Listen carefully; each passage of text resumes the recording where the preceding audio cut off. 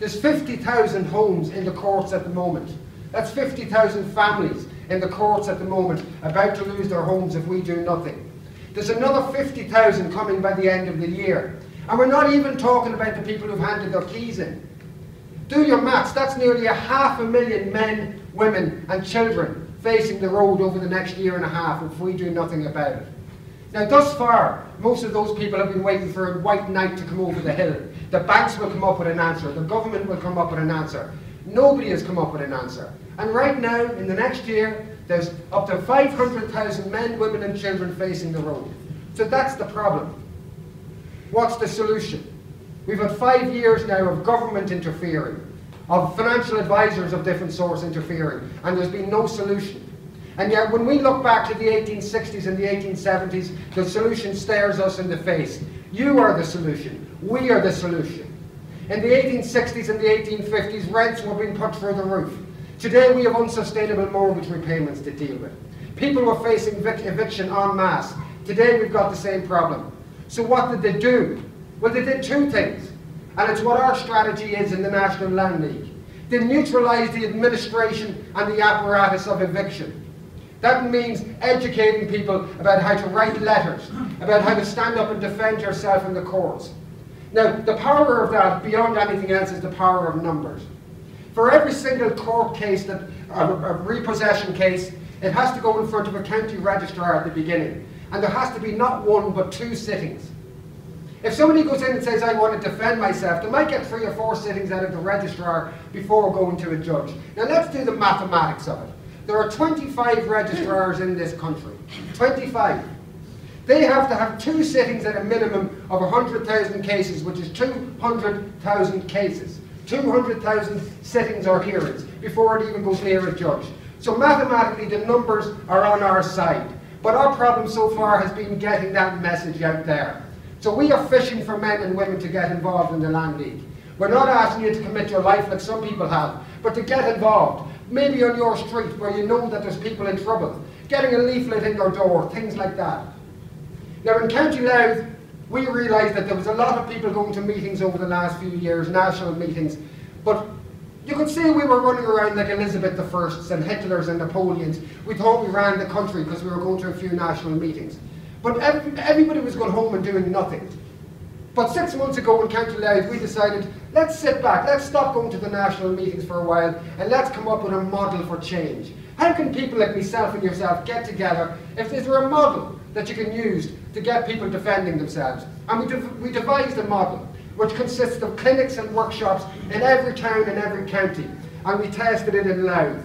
At the moment we're helping about 150 people in Louth who have problems, and we're hoping to multiply that out big time because we're training people to help them as well. Now, we've moved into Meath. Damien and Francis are from the Meath branch, and so is Paul in fact. We're all over the west of Ireland. We're in Monaghan, we're in Westmeath and we're in Cavan, and we're growing.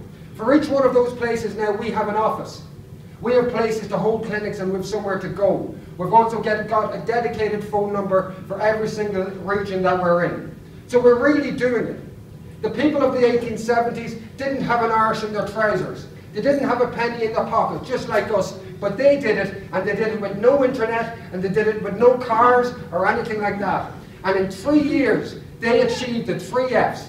And back then, the 3 Fs were fair rent, freedom of sale, and fixity of tenure. In other words, that you can't get kicked out. What's our 3 Fs? Pretty simple and pretty similar. Fair mortgages, fixity of tenure or fixity of occupation, that the bank can't kick you out, and freedom of sale, that you can choose to sell your home and your house whenever you want. So that's the simple 3 things that we want to achieve. Now I've outlined the soft, fluffy, administrative things that we do. Our clinics, our workshops, our supporting people. But that's not all that they did in the 1870s, and we have to man up a little bit, or woman up as the case may be.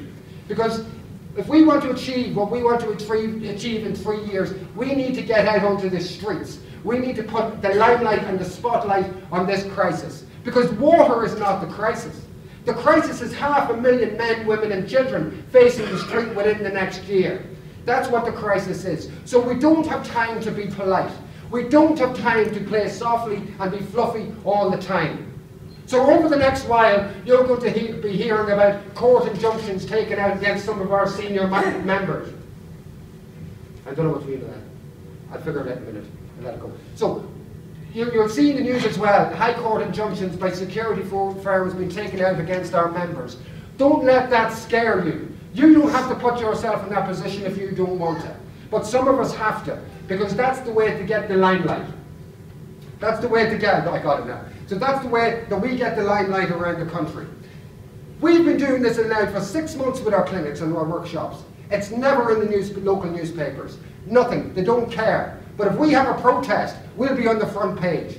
So if that's what we have to do, that's what we are going to do. So we're going to offer support and advice to people who are in court and educate people about how to read banking letters and how to defend themselves.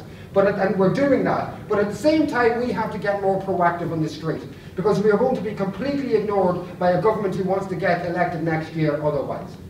That's the overall strategy. In terms of what you can contribute to the Land League, all you have to do is to be human and to be able to smile and shake somebody's hand, make somebody a cup of tea, or take a phone call when somebody's anxious. That's at a minimum what we would like from people who want to be proactive in the Land League.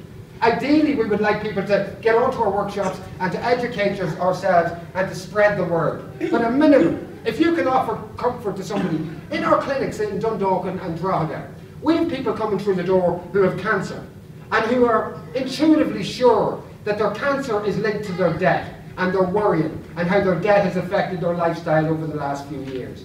We have people coming in the door who would prefer to be medicated by their doctors for depression than to actually face up and deal with their problems. We have people who come in and tell us they have suicidal ideation, that they're trying to plan their own death, but they don't, just for insurance reasons. On a daily basis, this is what's coming into us.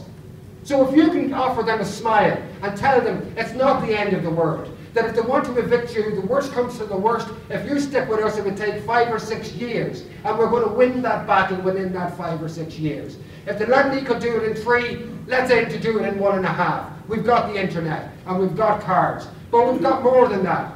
For the last 5 or 6 years, a group of individuals, some of them knowing each other, some of them not knowing each other, have travelled the length and breadth of this country, educating themselves and educating other people. And it hasn't been a waste of time, because we've learned our mistakes. Luckily, before the main crisis came on, we learned how to work with people that sometimes we don't even agree with. But we've learned that now. We have the basis to change this country. And as much as we are meeting here today, these launches are happening all over Ireland. So don't feel that you're alone in this room today, or that it's only happening in Louth. So I'm going to sign off by asking you all to commit, make a pledge for 1 year only, to get involved, and we will see a new and a bright Ireland. But if you don't get involved, who knows where we're going to go. So I'm just asking people to make a pledge in one way or another to get involved over the next year. That's me done, folks.